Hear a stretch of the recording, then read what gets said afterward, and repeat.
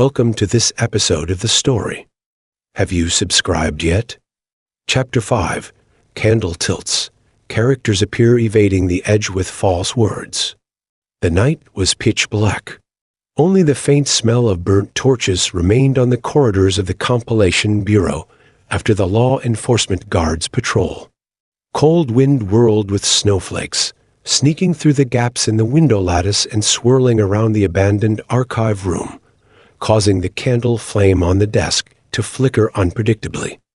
Shen Yan had just returned from his dormitory, the record of error correction and silk cloth map tucked in his bosom. The bone brush in his sleeve was still cold, yet faintly emanated a warm glow that seemed connected to his blood. Standing at the archive room door, his fingers brushed the rough wooden door. He could almost hear the faint roars of the paperweight beast, suppressing the void mist, and a sharp pain pierced his heart. Taking a deep breath, he gently pushed open the wooden door. The musty smell of blood, and the eerie cold aura unique to the void mist in the archive room were stronger than before. On the blue stone slabs, the scattered paper pages remained messy, but the characters on them had become even darker and more distorted. Some were almost illegible, clearly eroded by the void mist. The iron cabinet on the desk remained tightly closed. Through the gap in the door, the paperweight beast's cyan light was barely perceptible, only a faint, stable law fluctuation proving it was still holding on. "Paperweight beast, I'm back," Shen Yan whispered, his voice echoing in the empty archive room. He hurried to the iron cabinet and reached out to touch the door, only to be blocked by an invisible force, the Zhengsu, light curtain set up by the paperweight beast to prevent the void mist from leaking. Shen Yan could feel the light curtain's power fading rapidly, and the cold aura of the void mist inside the iron cabinet grew stronger by the minute. "Sir, the paperweight beast's power is nearly exhausted." The ink spirit crawled out of Shen Yan's lapel, its body trembling slightly. "The void mist's power is recovering quickly. If this continues, the light curtain will shatter in less than 3 hours." Shen Yan frowned, filled with anxiety.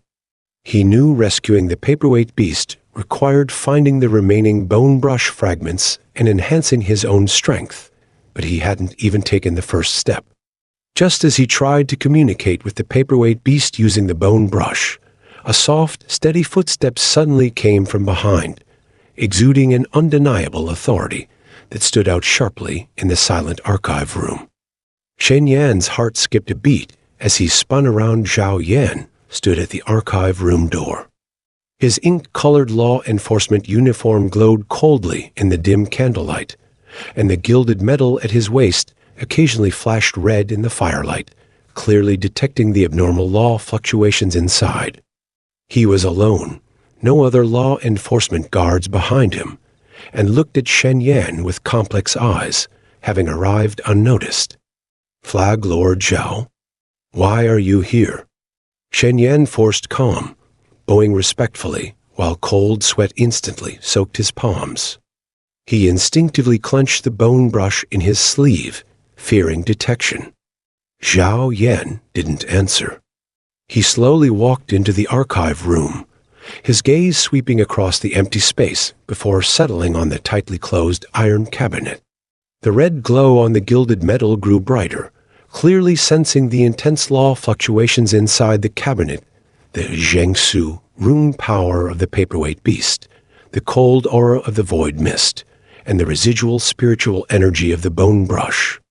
In the middle of the night, instead of resting in your dormitory, you secretly came to the abandoned archive room. "Have you forgotten my warning earlier?" Zhao Yan's voice was flat, yet carried an invisible pressure. He stopped 3 steps away from Shen Yan, the red glow on the gilded metal pointing directly at the iron cabinet. "The law fluctuations here are stronger than during the day. What exactly are you hiding?" The questions struck Shen Yan like heavy hammers. He could feel Zhao Yan's sharp gaze, as if it could see through all his lies. The bone brush in his sleeve grew slightly warm, seemingly resonating with the gilded metal's power. Exposure was inevitable if this continued. Flag Lord Zhao, please be merciful. I truly don't know. Shen Yan hung his head, avoiding Zhao Yan's gaze, his voice deliberately flustered.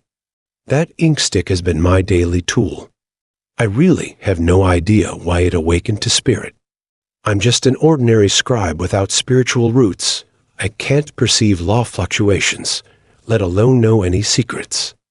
No spiritual roots? Zhao Yan's gaze fell on Shen Yan's hands, calloused from years of copying archives, with small cuts from ink sticks and paper. But I heard that during the spiritual root test 3 years ago, the spirit-detecting stone emitted a faint gray light for you. Though not enough to channel spiritual energy, it proves you're not completely disconnected from the laws. Moreover, among thousands of scribes in the copying department, why was it only your ink stick that awakened to spirit? Shen Yan was shocked. He never expected Zhao Yan to investigate even events from 3 years ago. He knew excessive explanations would only reveal more flaws, so he remained silent, feigning grievance and panic. Zhao Yan didn't press further. Holding the gilded metal, he slowly walked toward the iron cabinet. His steps were steady. Each footfall made the blue stone slabs tremble slightly, as if echoing the law power within him. The red glow on the gilded metal grew brighter and brighter when he reached the cabinet. The glow suddenly condensed into a thin line, pointing directly at the door, seemingly trying to penetrate the light curtain and investigate the interior. No, Shen Yan shouted instinctively. He knew that if the gilded metal's power pierced the light curtain, it would not only disturb the paperweight beast suppressing the void mist, but also allow the mist to escape, triggering greater law chaos. Zhao Yan stopped and turned around, looking at Shen Yan with complex eyes. Do you care about this iron cabinet very much? Shen Yan's heart tightened, realizing his overreaction had revealed his concern for the cabinet. He quickly explained, I'm just worried that if the old scrolls inside the cabinet are damaged by law fluctuations, I won't be able to answer to the scribe supervisor. These scrolls are precious archives of the Compilation Bureau. I can't bear the responsibility if they're lost. Zhao Yan clearly didn't believe him. He sneered and turned back to the iron cabinet, channeling more spiritual energy into his fingertips. The red glow on the gilded metal became even more dazzling, and the thin red line nearly pierced the light curtain set up by the paperweight beast. Shen Yan's heart raced, but he was powerless to stop it, only able to watch as the red glow drew closer. At this critical moment, something unexpected happened. The candlestick on the desk was knocked over by an invisible force, and the candle flame, carrying sparks, fell onto the scattered paper pages. With a whoosh, the sparks didn't ignite the paper instead. The dark characters on the pages suddenly became clear. Countless dense wrong characters emerged like a tide, covering every page, appearing extremely strange under the firelight. This is the wrong character law. Zhao Yan's expression changed instantly. He spun around, staring intently at the wrong characters on the pages, his eyes filled with shock and disbelief. As a law enforcement guard flag lord, he was well acquainted with the wrong character law, a rule used by the Compilation Bureau to punish those who tampered with the code. Any characters marked by this law would become wrong characters, triggering law backlash. But the sheer number and scope of wrong characters before him far exceeded normal punishment, clearly indicating that a large number of code provisions had been tampered with, triggering such a massive manifestation of the wrong character law. Shen Yan was also stunned, never expecting the paperweight beast to act at this moment.